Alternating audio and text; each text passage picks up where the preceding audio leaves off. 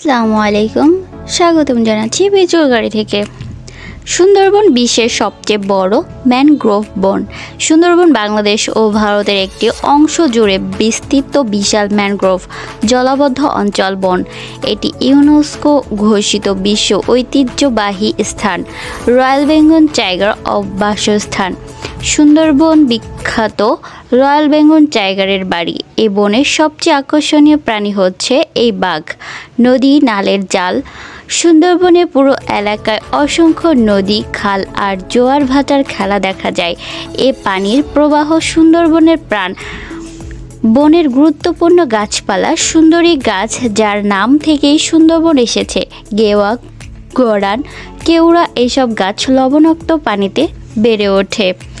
বিভিন্ন ধরনের প্রাণী সুন্দরবনে রয়েছে।